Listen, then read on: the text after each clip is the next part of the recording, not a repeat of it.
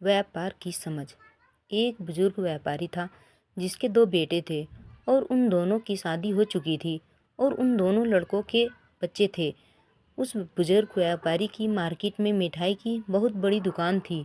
उसी दुकान पर उनके दोनों बेटे भी काम करते थे जो अपने पिता की मिठाई की दुकान चलाने में मदद करते थे। उनकी दुकान पूरे मार्केट में सबसे अच्छी चलती थी।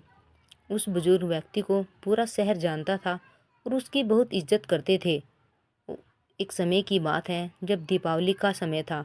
उस समय उनकी मिठाई की दुकान पर बहुत भीड़ रहती थी क्योंकि सीजन था। उनकी दुकान पर एक व्यक्ति आता और उसमें मिठाई खरीद लेता और जाने लगता।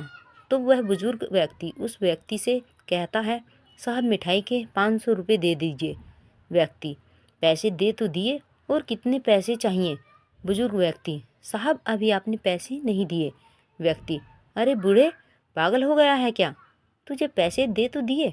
और उसकी बहस होने लगती और इतने में उस व्यक्ति को गुस्सा आ जाता और उस व्यक्ति में एक थप्पड़ मार देता। फिर वहाँ पर बहुत भीड़ लग जाती तो वह लोग उस मामले को रफा दफा कर देते।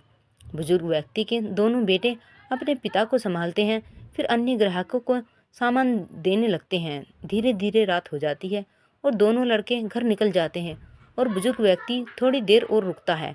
काफ़ी समय निकलने के बाद जब बुजुर्ग व्यक्ति अपने घर नहीं आता तो दोनों लड़कों को चिंता होने लगती है कि आज जो कुछ भी हुआ अच्छा नहीं हुआ, कहीं बाबूजी कुछ गलत काम न कर लें।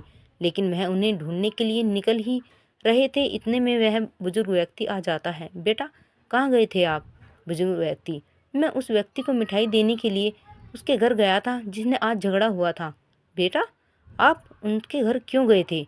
बुजुर्ग व्यक्ति, आज मैं तुम्हें बताता हूँ कि बिजनेस कैसे किया जाता है। बेटा, मतलब? बुजुर्ग व्यक्ति, जो होना था वो तो हो ही गया। फिर मैं उसके घर गया और मैंने उससे बोला कि सर मेरी गलती थी, जब मैंने हिसाब में लगाया तो सब बराबर निकला। फिर मैंने उसे मिठाई दी और मैं वापस आ गया। बेटा, एक तो उसने मिठाई के पैसे भी नहीं दिए और आप उसके घर जाकर माफ़ी मांग कर आ रहे हैं। बुजुर्ग व्यक्ति, तुमने बिजनेस करना तो सीखा ही नहीं। अगर आज मैं उसके घर नहीं जाता तो वह दूसरी जगह से मिठाई खरीदता और पूरे मार्केट में हमारी बुराई करता, जिससे हमारी दुकान की वैल्यू गिरती। लेकिन अब हमारी बुजुर्गी नहीं करेगा और हमारे पास ही मिठाई खरीदेगा। बेटा, लेकिन हमारा जो नुकसान हुआ उसका क्या?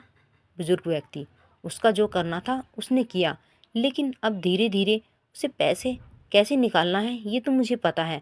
अब वो आएगा तो हमारे पास ही। ऐसे कहते हैं व्यापारी, जिसे कितनी ही बड़ी समस्या क्यों ना खड़ी हो जाए, लेकिन एक व्यापारी हमेशा अपना फ़ायदा ही देखता है। Thanks for watching.